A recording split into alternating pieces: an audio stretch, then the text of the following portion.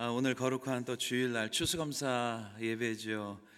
지난 한 해를 돌아보면 얼마나 감사할 일이 많았는지, 저는 지난 한 해도 또 이기사역을 시작할 여러분과 같이 시작할 수 있어서 너무나 감사했고, 특별히 부족하고 철없는 저를 하나님께서 20살 때 부르셔서 약 35년간 훈련시키고 또 연단시켜서 마지막 사역지가 한비전 교회가 되어서 또 여러분들과 마지막을 같이 열심히 주의 영광을 위해서 달려갈 수 있게 한다는 생각하니까 너무나 감격스럽고 감사하고 매 순간 예배를 하나님 앞에 영광의 예배로 돌리시기를 주님의 이름으로 간절히 축원해 드립니다.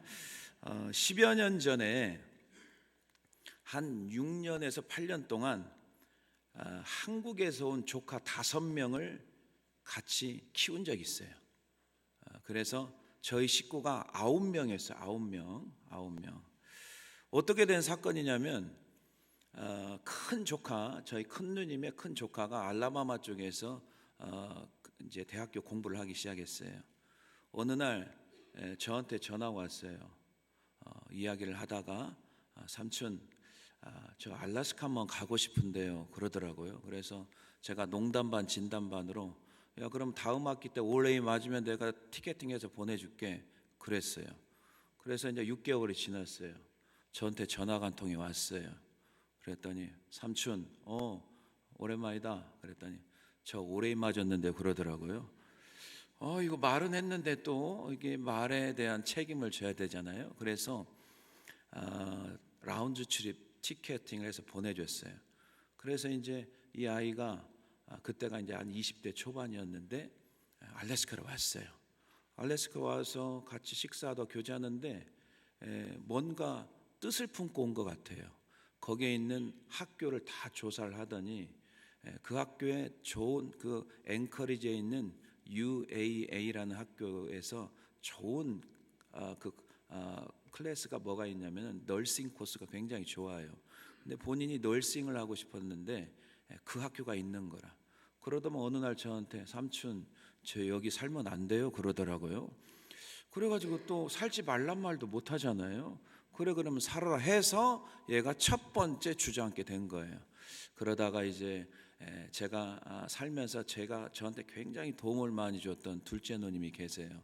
물질적으로나 또 학비부터 해서 전폭적으로 후원해준 누님이 생각나가지고 그 조카애를 보내라, 여기가 학비도 싸고 좋으니까 해라 해서 걔가 이제 고등학교 때 걔는 또 오게 됐고, 그러다 보니까 우리 집 쪽의 라인만 오게 되니까 우리 아내 쪽의 라인이 약간 서운한 느낌이 있어서 1명, 2명, 3명 오다 보니까 5명이 오게 된 거예요. 그래가지고 초등학교 6학년부터 대학생까지 그렇게 이제 살기 시작했습니다. 그런데 아이들이 대부분 다 착해요. 아니, 한두 명은 안 착한 애가 좀 있긴 있었는데 이름은 말 안 하겠어요. 아무튼 중요한 게 뭐냐면은 대부분 괜찮은데 캐릭터가 달라요. 그렇기 때문에 한 가족이 되기 위해서 많은 시간과 또 어려움이 있더라고요. 이게 또 다른 그게 있더라고요. 그래서 뭐 주로 어린애들은 픽업 가고 픽업해주고, 또 제 안에 밤에 들어오면 아이들의 또 여러 가지 문제가 있으면 상담해주고, 그러니까 너무 이게 쉬운 일이 아니었어요. 또 밥을 해야 되는데 9명이 또 먹어야 하잖아요. 이게 보통 일이 아니더라고요. 방 3개에 9명이 나눠서 사는 거죠. 육체적으로 정신적으로 굉장히 많이 피곤한 때였습니다. 그러나 마음이 지치고 힘들 때마다 저와 제 아내는 새벽마다 주님을 바라보면서 뭘 찾았냐면 감사의 조건을 찾기 시작했어요. 감사의 조건. 아이들만 7명이다 보니까 매일 빨래를 해야 돼요. 그래서 빨래를 빨고 드라이기에다 넣어주고 꺼내면 애들 7명이 다 모여가지고 빨래를 개기 시작했어요. 빨래가 항상 산더미예요. 밥을 먹을 때도 다 같이 먹어야 되니까 9명이 먹기 시작했어요. 밥맛이 없는 애도 9명이 먹으면 밥맛이 좋아지게 되어 있습니다.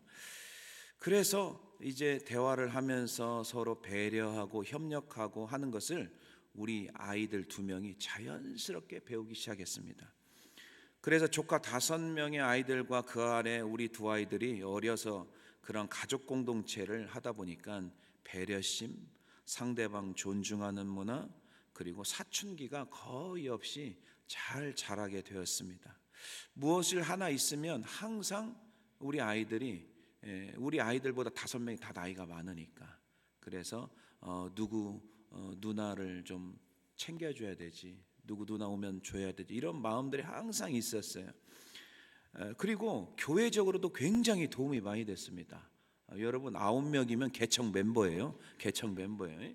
9명이면. 그래서 애들이 다 재능들이 있어가지고 피아노, 키보드, 찬양팀, 율동, 교회 데코레이션, 그 다음에 남자 조카에는 또 컴퓨터하고 전기 은사가 있어요.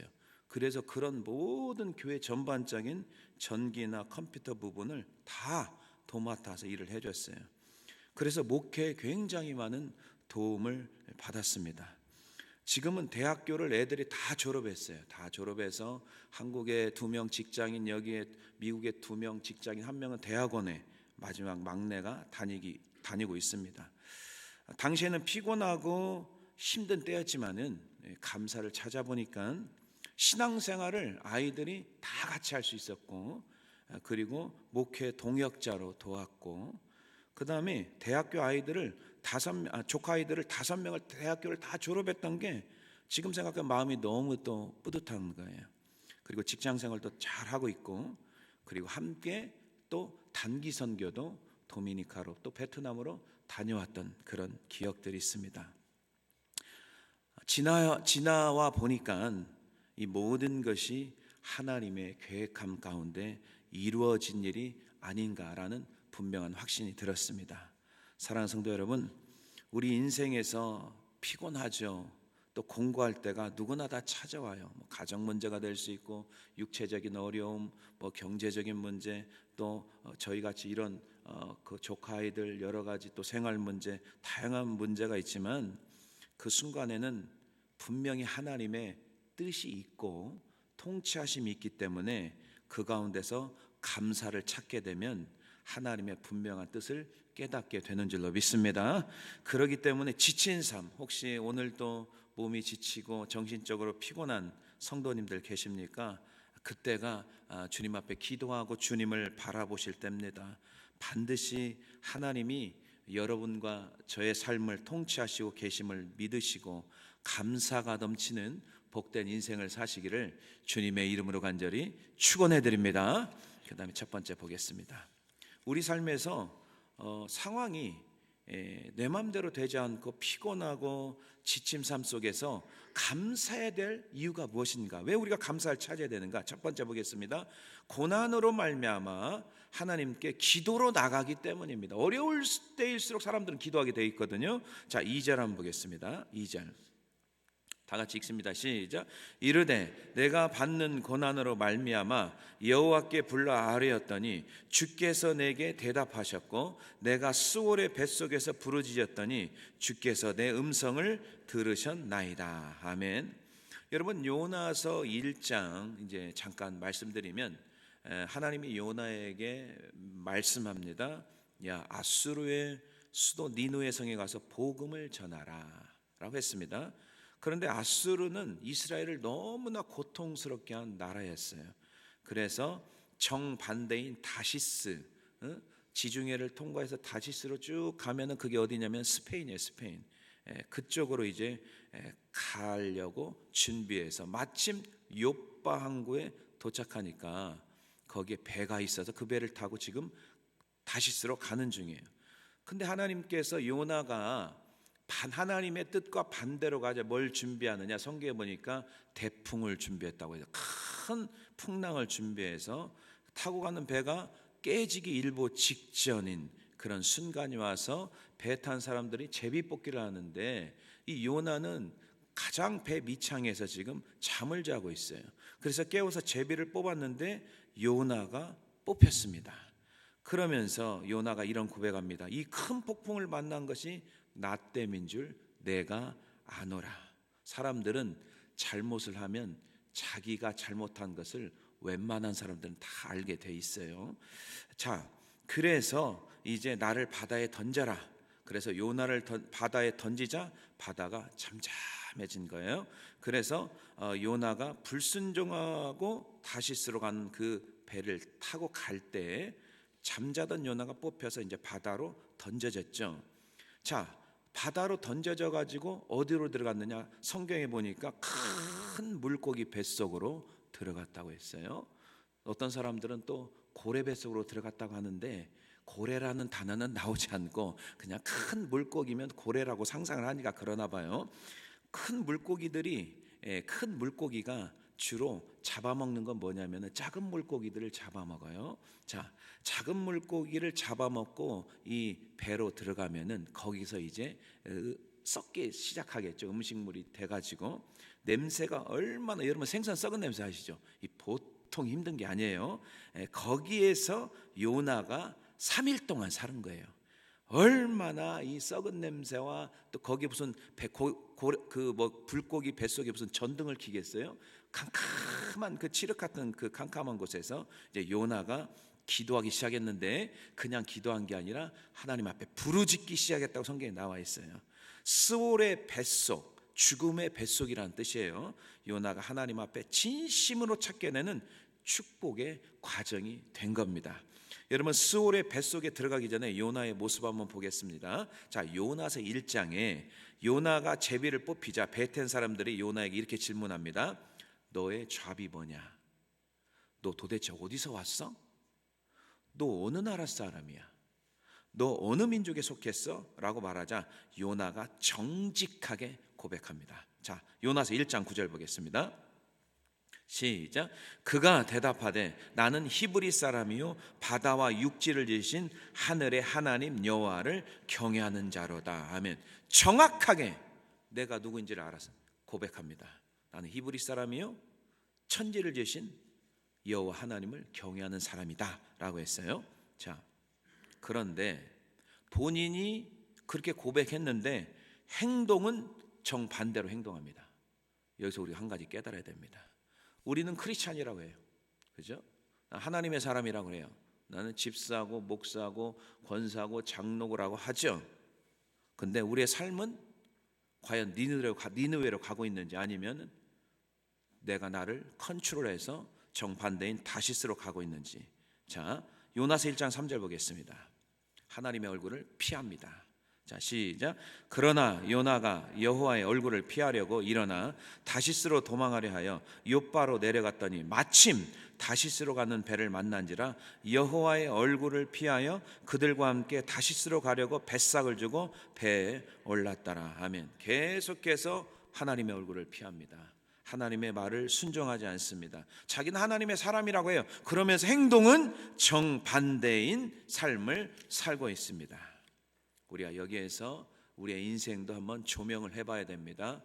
과연 나는 하나님의 뜻대로 움직이고 있는가? 아니면 말은 나는 크리스찬이야, 난 한비전교회 성도에 하면서 말은 그렇게 하지만 정반대로 나가고 있지 않는가? 한번 우리 자신들을 점검해 볼 필요가 있습니다.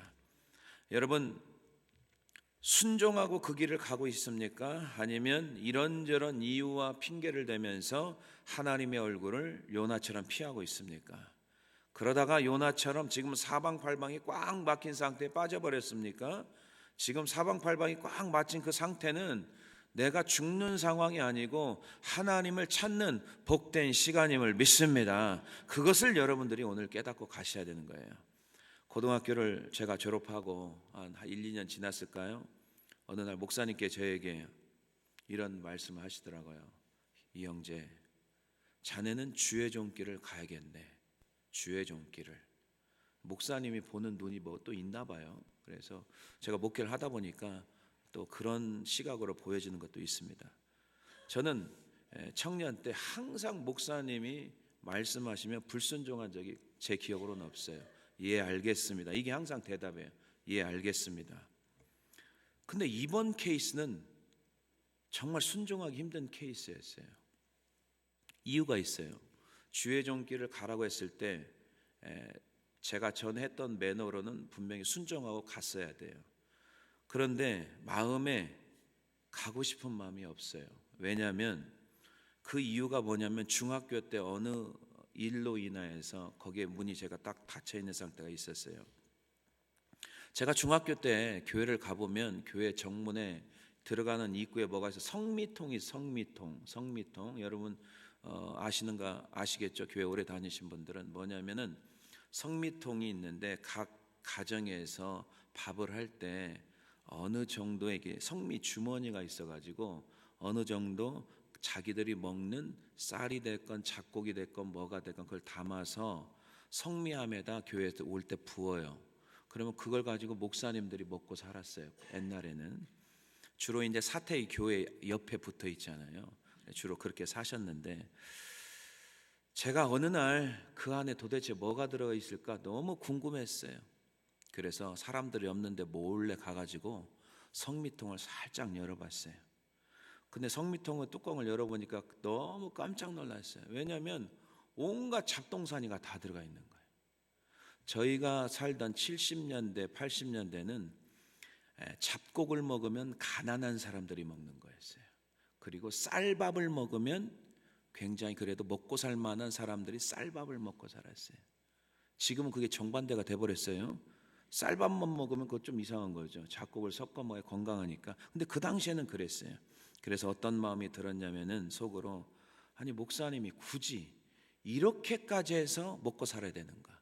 아니 나가서 일하시면 되지. 굳이 성도들이 온갖 그때 못 살았으니까 이건 쌀도 아닌 것이 그냥 별의별 것들이 다 들어있는 거예요. 그래서 야 이건 아니다라는 생각이 그 어린 마음의 한 구석에 있었던 거죠. 그래 불순종했어요. 그래서 불순종하자마자 대학에 계속 연장 실패해서 요나처럼 3일이 아닌 3년간 스올의 뱃속에 사는 것처럼 제 인생이 암흑기를 맞이하기 시작했습니다.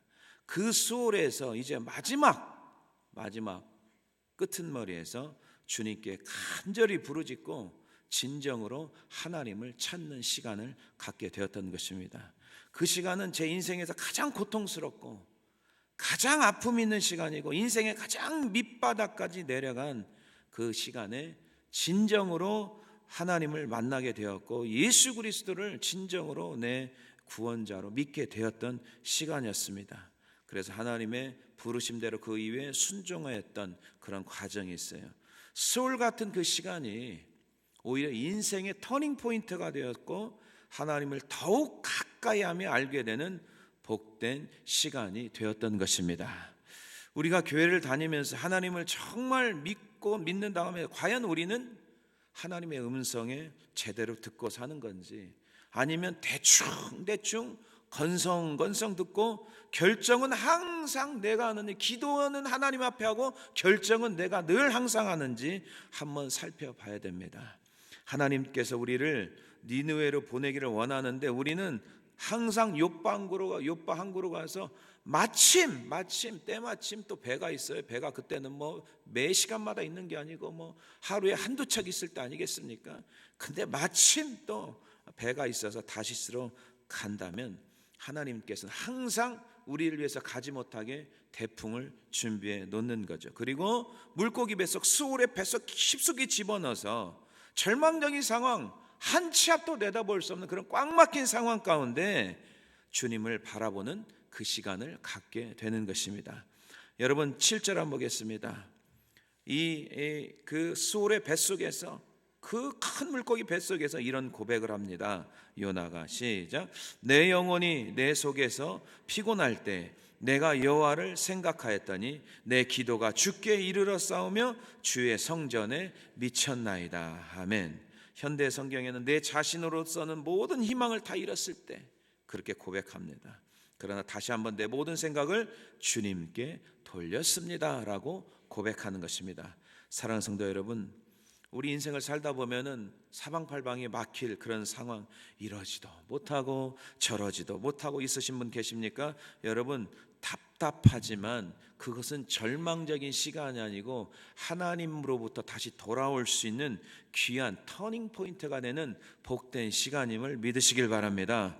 오히려 그 순간에 하나님께 감사함으로 나가시길 바랍니다. 그동안 내가 하나님을 적당히 알았다면 그 수월의 시간은 하나님을 진실로 아는 복된 시간임을 깨닫고 감사가 넘치는 우리 한비전 공동체가 다 되시기를 주님의 이름으로 간절히 축원해 드립니다. 그 다음에 두 번째 보겠습니다. 여러분, 꽉 막힌 상황 속에서는 인생이 피곤해요. 그렇죠? 지쳐요. 그 고통의 순간이 나를 하나님께 간절히 기도하며 무엇을 깨닫게 되느냐? 중요한 게 나와요. 두 번째, 하나님이 내 삶을 통치한다. 이걸 깨닫게 되는 거예요. 하나님이 통치하는 거죠. 3절 보겠습니다. 시작. 주께서 나를 깊음 속 바다 가운데서 던지셨으므로 큰 물이 나를 둘렀고 주의 파도와 큰 물결이 다 내 위에 넘쳤나이다. 아멘. 자, 여러분 3일 동안 물고기 뱃속에 스오르 뱃속에서 하나님께 부르짖는 간절한 기도를 하잖아요. 그때 하나님의 음성을 그때 들어요. 사람이 평안하고 먹고 살만하면 하나님의 음성도 잘 안 들려요. 근데 마음에 어떤 문제로 인해서 애절함으로 막 간절함으로 여러분들 주님 앞에 나오잖아요. 반드시 우리에게 꽂히는 말씀들이 막 있어요. 팍팍 말씀이 꽂힐 때가 있어요. 간절한 마음으로. 3절에 주께서 나를 바다 깊은 곳에 던졌다. 그걸 깨달았고 6절 하반절에도 주께서 내 생명을 구덩이에서 건졌다라고 고백합니다.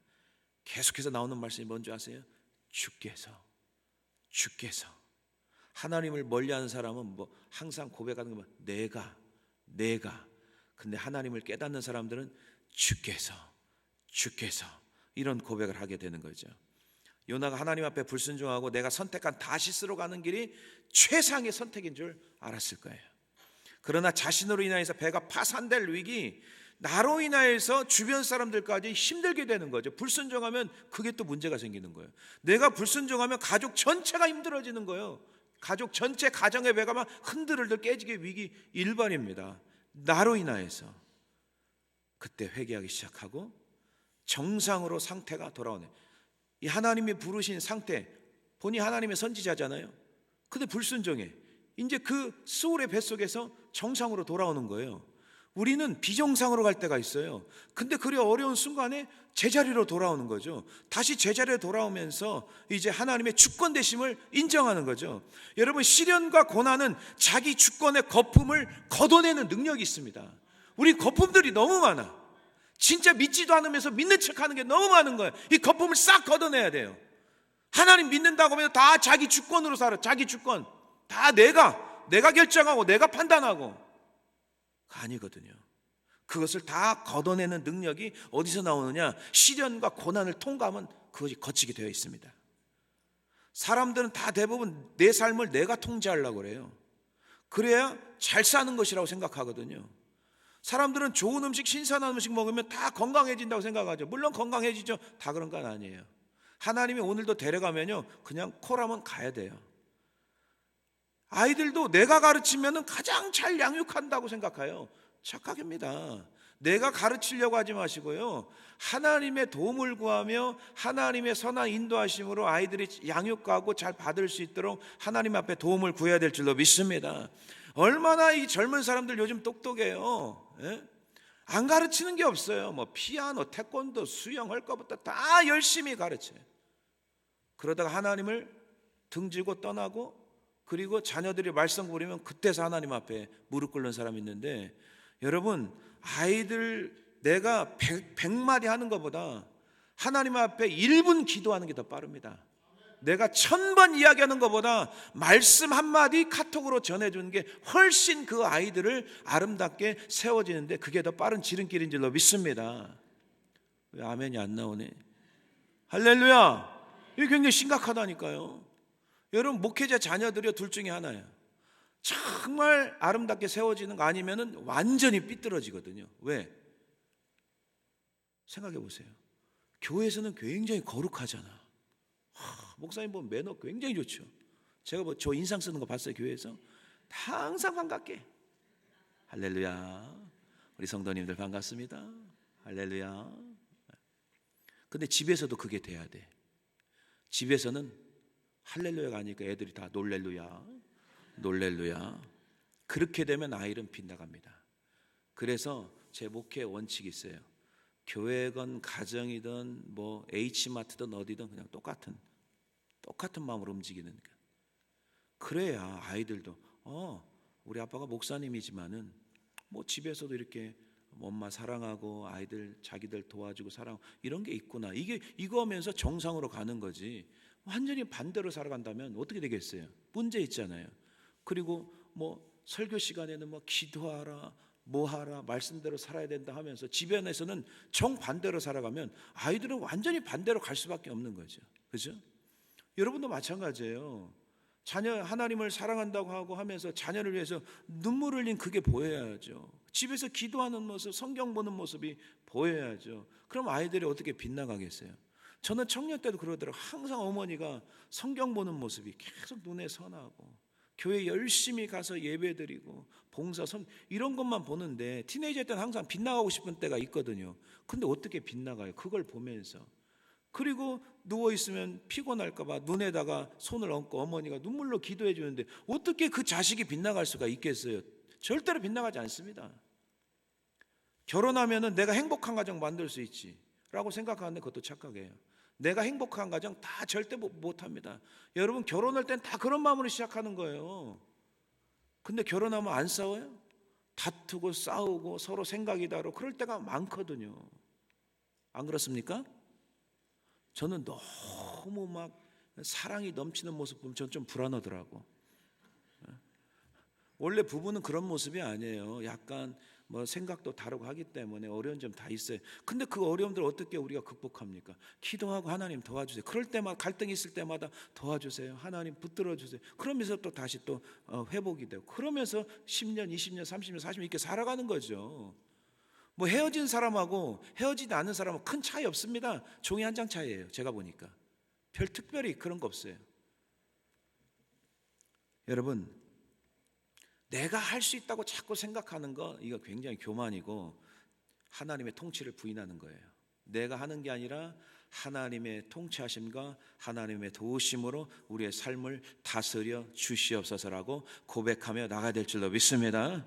하나님이 사람을 만들었을 때 각자 스스로 살 수 있도록 안 만들었다니까요. 하나님은 사람을 만들었을 때 하나님을 의지하고 의존하도록 그렇게 만드셨어요. 만들 때부터. 믿습니까? 자, 예레미야 18장 6절 보세요. 그렇게 만드셨어요. 자, 시작.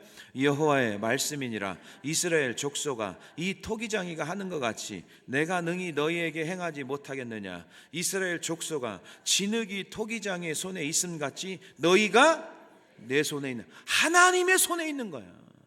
스스로 계시는 분은 하나님 한 분밖에 없어요. 여호와 하나님 스스로 계시는 자다. I am who I am. 딱 한 분, 그분밖에 없는데 우리는 우리 스스로 자꾸 하려고 해요? 안 된다니까요. 하나님 앞에 기도하고 도움을 요청하고 목회도 그렇고 삶도 그렇고 비즈니스도 그렇고 가정도 그렇고 자녀 교육도 모든 것이 마찬가지예요.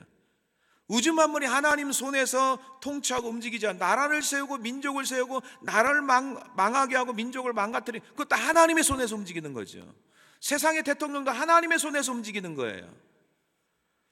인간은 자기 스스로 무엇인가 잘 되면 하나님의 주권을 금방 잊어버려요. 그리고 자기 주권을 행사하기 시작합니다. 언제 자기 주권이 아님을 깨닫게 되느냐? 고난과 시련을 당하면 그때서 이제 깨닫게 돼요. 아, 이게 아니구나. 요나 선지자 역시 소울의 뱃속에서 이제 하나님의 주권 되심을 다시 깨닫게 되고 고백하는 거예요. 그래서 고난 당할 때와 고난 당한 후와는 사람들이 완전히 다르죠. 생각 자체가. 자, 시편 119, 자 119, 119, 67절 71절 한번 보겠습니다. 자, 시작. 고난 당하기 전에는 내가 그릇 행하였더니 이제는 주의 말씀을 지키나이다. 고난 당하기 전에 막 자기 맘대로 행동해요.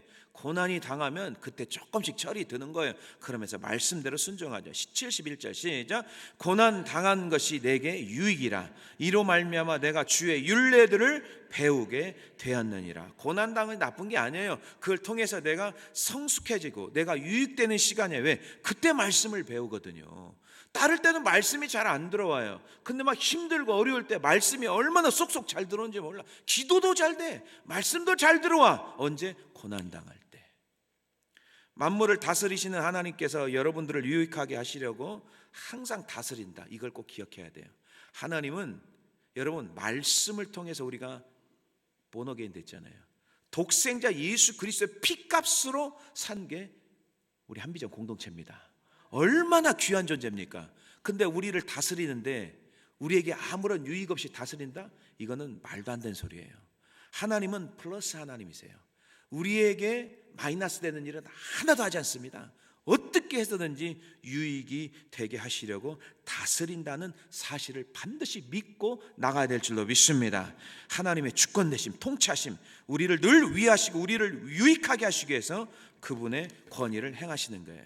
여러분 창세기 39장에 본 요셉의 스토리 중에 굉장히 이제 힘든 시간이 시작이 되죠. 그죠? 그 전에는 야곱이 그 12명의 아들 중에 가장 사랑했어요. 왜냐하면 가장 사랑하는 아내 라헬로부터 나온 아이기 때문에 그래요. 어렸을 때부터 채색옷, 다른 형제보다 굉장히 귀하게 자랐는데 창세기 39장에 보면은 그 요셉이 형들로부터 미디안 상인에 팔려서 어디로 갑니까? 타국으로 가죠. 애굽의 보디발, 대통령 경호실장이에요. 보디발이 거기 노예로 팔려갔어요. 얼마나 고통스러워요. 17살짜리인데 생각해 보세요. 정말 왕자처럼 컸다가 완전히 밑바닥으로 내려가게 하는 거죠. 그런데 39장 2절 보니까 여호와께서 요셉과 함께 하셨다, 이 말씀이 계속 나와요.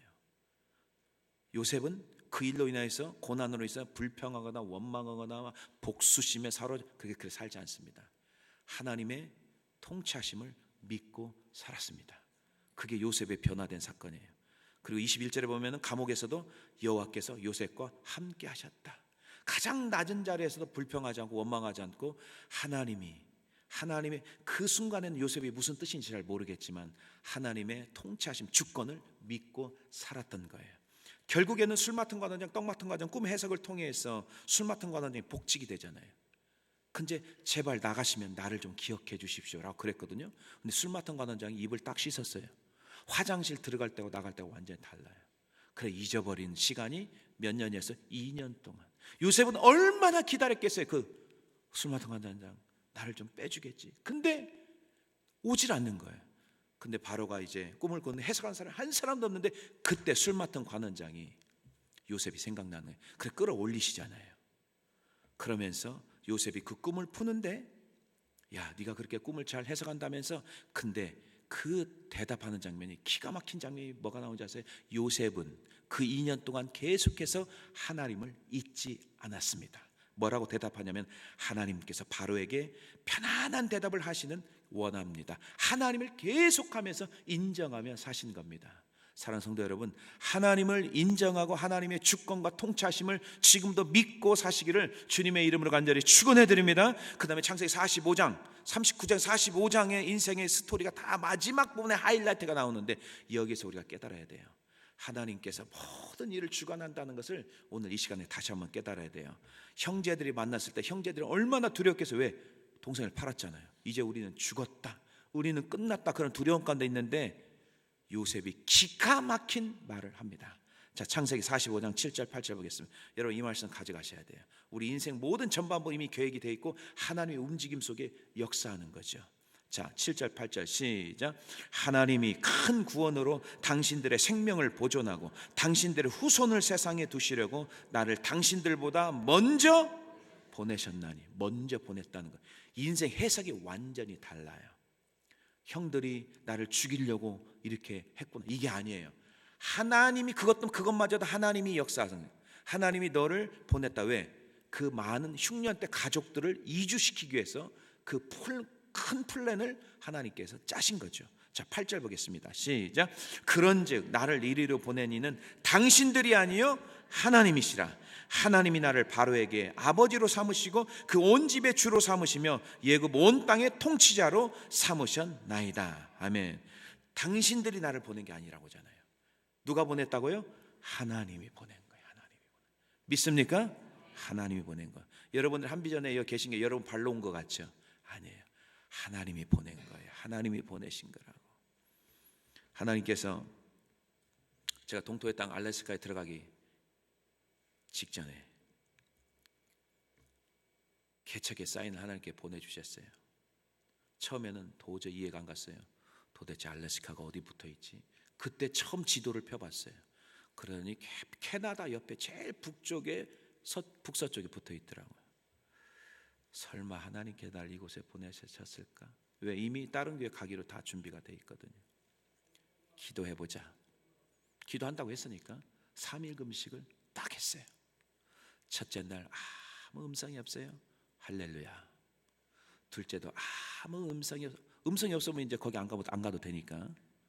근데 셋째 날에 두 가정이 기다리고 있다. 이게 바로 놀렐루야야. 이게 그래도 설마 한 번 더 하자. 3일 금식 또 했어요. 첫째 날과 둘째 날은 아무 음성이 없어요.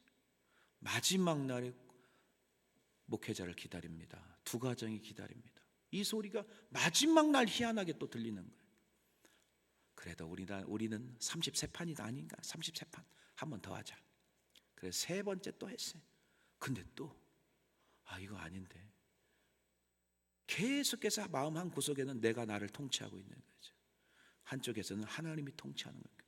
이게 갈등이 계속 생기는 거죠. 네 번째 했는데도 안 돼. 자, 이제 마지막 딱 한 번만 더 해보자. 다섯 번째 3일 금식 하는데 첫째 날도 아무 음성이 안 들려.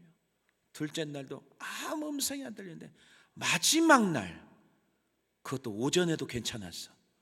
오후에 목회자를 기다리는 그 두 사람이 계속해서 떠오르는 거예요. 그래서 두 손 들고 하나님의 통치에 의해서 들어가게 된 거예요.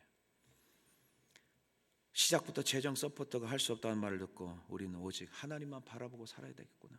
당신과 나는 이제는 다른 일 절대 하지 말고 항상 하나님이 주신 것만 먹고 살자라고 결단하고 시작한 거죠. 하나님이 나를 이곳에 보내셨으니 하나님이 책임지실 거야. 하나님의 뜻이 이루어지면 한 번은 하나님께서 알래스카에서 훈련시키고, 그리고 마지막 한 번은 어느 교회로 반드시 하나님께서 보내실 거야. 그런 확신이 딱 들더라고요. 그래서 개척을 하면서 열심히 했어요. 그래서 한 3년이 되니까 이제 나갈 때가 됐다. 3년 훈련 받았으면은 충분히 훈련 받았다. 이건 제 생각이에요. 훈련 충분히 받았다. 이제 ready to go 가자. 우리는 한국이다. 부모님도 계시니까. 근데 앞에 있는 숫자를 제가 못 본 거예요. 앞에 2자를 봤어야 되는데 23년을 3년이 아니라 23년이에요. 23년. 한국에서 청빙도 있었고 하는데 이상하게 일이 안 돼. 계속해서. 근데 하나님께서 보내신 이유는 첫 번째, 광야학교에 보내서 하나님께서 저를 훈련시키고, 그건 알았는데 다른 또 분명히 또 뜻이 있었을 때, 그 뜻은요, 여기 떠나오기 전 2년 전에 알게 됐어요. 우리 전에 사역했던 교회를 통해서 앵커리지 영적 질서를 바로 세우는 것, 그걸 하나님께서 가르쳐 주시더라고요. 그리고 이제 네 사역은 여기까지다 말씀하시고 그로부터 2년을 또 기다린 거예요. 이게 굉장히 힘든 시간이었어요. 말씀을 하셨는데 어딘지를 몰라요. 그렇죠, 어딘지 몰라요. 제 마음대로 갈 수 있는 것도 아니고 하나님이 보내시는 곳으로 가야 되는데, 근데 하나님께서 이제 2년이 지난 후에 정말 원로 목사님하고 저하고 아무런 관계도 없습니다. 보통 후임자는 다 연결해서 들어가지 바로 그냥 꽂는 케이스는 99%가 없어요. 근데 하나님께서 정말로 알래스카 보냈을 때 아무런 아는 사람 없이 보냈고, 또 한비전 공동체 여러분들 만나는 것도 누구를 통해서 만난 것도 아니고, 우리 원로 목사님은 그분도 제가 알지 못하는 분이죠. 통해서 하나님께서 이곳으로 보내셔서 하나님의 주권 아래 제2기 사역을 여러분들과 함께 하시고 있는 줄로 믿습니다. 사랑하는 성도 여러분, 사람은 고난의 시간이 없으면 모든 것이 자기 주권대로 하려고 하는 그런 속성이 있습니다. 그러나 고난의 시간을 겪게 되면 이제 내 주권이 아닌 하나님의 주권을 인정하고 고난을 통해서 하나님이 원하시는 뜻대로 돌아오게 되어서 오히려 그 시간을 하나님께 우리가 감사와 찬송으로 나가게 됨을 여러분 믿고 나가시기를 주님의 이름으로 간절히 축원해 드립니다. 그 다음에 마지막 보겠습니다. 이제 사방이 꽉 막힌 상황 속에서 나에게 주신 고난을 허락하신 하나님, 그것도 하나님이 허락하셨죠. 하나님의 주권 되심을 깨닫게 되면 어떤 고백을 하면 예배를 드리게 됩니까? 감사 찬양으로 주께 예배 드릴 수 있습니다. 감사 찬양으로. 자, 9절 한번 보겠습니다. 시작. 나는 감사하는 목소리로 주께 제사를 드리며 나의 서원을 주께 감겠나이다. 구원은 여호와께 속하였나이다 하니라. 구원은 누구에 속했어요? 여호와 하나님께 속하였나이다. 지금 여러분 물고기 뱃속에서 캄캄한 칠흑 같은 그 캄캄한 곳에 썩은 냄새가 풍긴 그곳에서 감사 예배를 드릴 수 있습니까? 감사할 수 있습니까? 왜 감사합니까? 하나님의 주권을 인정하기 때문에 감사하는 거예요. 여러분 아무리 어려워도요 걱정하지 마세요. 그것마저도 하나님의 주권 아래 움직이기 때문에 오히려 우리가 그 당시에는 그 일이 왜 일어났는지를 잘 모르지만은 기억하십시오. 하나님은 여러분들의 유익을 위해서 가장 좋은 것으로 준비시키는 하나님이기 때문에 그 뜻을 모르지만 나중에는 알게 되겠죠. 그 순간을 오히려 하나님 앞에 감사와 찬양으로 나갈 수 있는 믿음의 성도가 되시기를 주님의 이름으로 간절히 축원해 드립니다. 요나는 하나님의 주권 아래 물고기 뱃속에 들어간 것을 깨달은 거예요. 수로의 뱃속에서 잃어버리고 있었던 선지자의 사명을 깨달은 거예요. 자기가 선지자인지를 말로만 했지 몰라요. 근데 이제 깨달은 거예요. 고난을 통해서 원래대로 정상으로 돌아온 거예요. 그래서 요나는 고난을 통해서 하나님의 주권하심, 통치하심을 깨달아 감사로 하나님 앞에 예배를 드리겠다는 거예요. 드리겠다는 거예요. 암흑 같은 고기 뱃속 수월 같은 끝없는 구덩이 속에서 요나는 다시 한번 모든 생각을 주님 앞에 돌립니다. 감사로 제사를 드리며 하나님께 서약한 것을 지키겠다고 결단한 장면입니다. 그래서 하나님께서 요나가 그런 결단을 하자마자 하나님께 어떻게 하십니까? 물고기에게 지시를 내린다 이렇게 나와요 성경에. 그래서 육지로 토해내요. 모든 물고기들도 하나님의 손에서 움직이기 시작합니다. 그걸 여러분들이 깨달아야 돼요. 자, 10절 보겠습니다. 시작.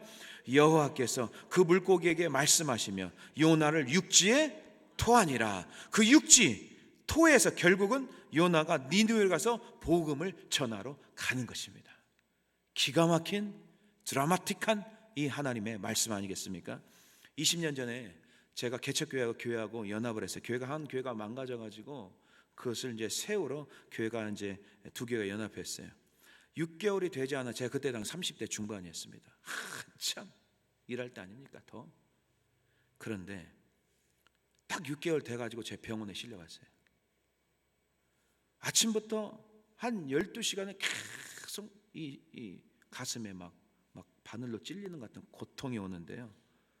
우리가 한국 사람들은 웬만하면 병원을 잘 안 가요. 그냥 참아요. 근데 얼마나 힘든지 못 참겠어요. 그래서 제가 그랬어요. 여보, 나 병원 좀 데려다 줘. 그래서 제 아내가 운전해서 병원을 갔어요. 의사가 모든 검사를 했어요. 모든 검사를 다 했는데 미국 의사가 그러더라. 패스터, 당신 조금만 늦게 왔으면 당신 죽었다고 그러더라고요. 생명이 굉장히 위험했다. 왜냐하면 이 골브레라 쓸개는 이미 다 망가졌고 주변에 인펙션이 생겨서 생명에 굉장히 위험할 뻔했다. 그래서 3차 수술 걸쳐서 치료를 받은 적이 있어요. 그래서 10일 동안 병원에 갇혀 있은 적이 있어요. 주일이 돌아왔어요. 의사에게 나 주일날 가서 나 설교해야 된다. 나 좀 보내달라 그랬더니 No, 당신은 절대 나가면 안 됩니다. 그래서 나갈 수가 없었어요. 병상에 누워있는데 너무 심적으로 고통스럽고 힘들더라고요. 왜냐하면 성도들에게 말씀을 전해줘야 되는데 그렇지 못하니까. 그래서 병원에 있으면서 말씀을 묵상하기 시작했습니다. 그동안 목회를 하면서 그때는 막 건강하고 막 그러니까 내 건강을 내가 믿은 거죠. 내 힘으로 하면 되겠다. 그리고 목회를 하면서 하나님의 열심보다 내 열심이 좀 더 앞선 것 같아요. 그런 것들을 철저히 병원에서 회개하기 시작했습니다. 그럼 하나님께서 다니엘서 1장 8절 말씀을 주시더라고요. 다니엘이 바벨론 포로로 끌려갔을 때 이제 다니엘이 결단합니다. 그때 다니엘은 10대 중반의 소년밖에 되지 않아요. 그 티네이저가 하나님 앞에 결단합니다. 내가 우상 숭배한 후 주어진 왕의 음식을 먹지 않겠다. 포도주는 입에 대지 않겠다. 나를 자기를 더럽히지 않도록. 그래서 환관장에게 구하는 결단한 장면이 나옵니다. 저 역시 하나님 앞에 뜻을 정했습니다. 하나님께서 제 인생을 이제 다시 살려주셨습니다. 이제 저는 덤으로 사는 인생입니다. 은혜로 사는 인생이니 모든 목회를 이제는 주님 앞에 맡기고 하겠습니다. 그러면서 이제 항상 저는 그래요. 저는 잠을 너무 잘 자요. 왜냐하면 한번 그런 일을 겪다 보니까 고민하지 않아요. 그냥 다 주님 앞에 맡기고 잠을 자고, 그리고 이게 설교 단위에 올라가기 전에 성령님께서 알아서 해주세요. 왜냐하면 사람이 아무리 준비했어도 성령께서 역사하지 않으면 그거는 설교에 아무런 의미가 없거든요. 그래서 하나님이 알아서 하세요. 그리고 단위에 올라오고 그럽니다. 하나님, 제 힘대로 목회하지 않도록 해주세요. 모든 일을 주께 맡기도록 하게 해주세요. 성령의 인도함 따라 이제 남은 목회할 수 있도록 주님 도와주세요 라고 기도하면서 서원한 적이 있어요. 그리고 매 순간 감사하면서 지난 20년을 또 달려왔고, 앞으로 남은 사역도 동일한 마음 가지고 감사함으로 모든 성도들과 함께 예배드리며 오직 하나님 한 분만 찬양하고 경배하며 영광을 돌릴 줄로 믿습니다. 사랑하는 성도 여러분, 세상 사람들은 무슨 일이 잘 될 때만 감사해요. 잘 안 되면 그냥 인상 쓰고 다 인생 사는 것처럼 하지만 우리는 세상 사람들이 아니잖아요. 하나님께서 그렇게 사랑한 독생자 예수님 피 다 쏟으시기까지 우리가 그 피로 말미암아 구원받은 하나님의 성도들 아니겠습니까? 여러분, 정말 우리가 인생을 살다 보면 피곤할 때 있어요. 지칠 때 있어요. 여러분, 그 순간에도 하나님이 통치하신다는 것을 잊지 마시길 바랍니다. 하나님이 여러분들을 가정을 다스려 주시고 사업터를 다스려 주시고 우리 한비전 공동체를 엄청나게 많이 사랑하셔서 들어온 자나 나가는 모든 은혜를 부어주실 줄로 믿습니다. 우리는 할 수 있는 게 뭐냐면 어떤 상황에서도 하나님 앞에 감사 예배 찬송하며 정말 우리 입술에 찬양이 가득한 우리 한비전 공동체가 다 되시기를 주님의 이름으로 간절히 축원해 드립니다. 이 시간에 함께 기도했으면 좋겠습니다. 우리가 정말 하나님 앞에 감사를 또 잊어버리고 살지 않았는지, 아버지 하나님, 참으로 우리 한비전 공동에 세워지기 위해서 얼마나 많은 주님의 피 흘리심, 십자가의 은혜, 또 하나님의 돌보심이 있었습니까?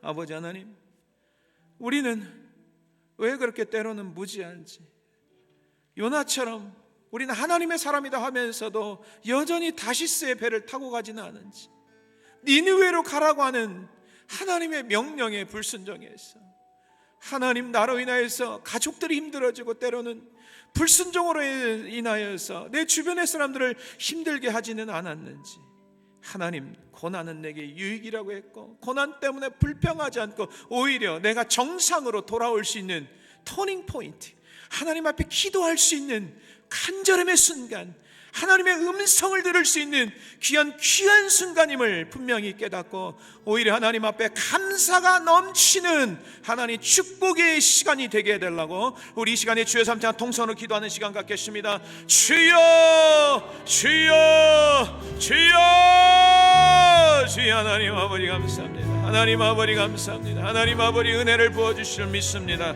성령이 하나님 도와주시옵소서. 성령이 하나님 은총을 베풀어 주실 믿습니다. 하나님 아버지, 우리 한비전 공동체 모든 성도들에게 하나님 감사가 회복이 되기를 소망합니다.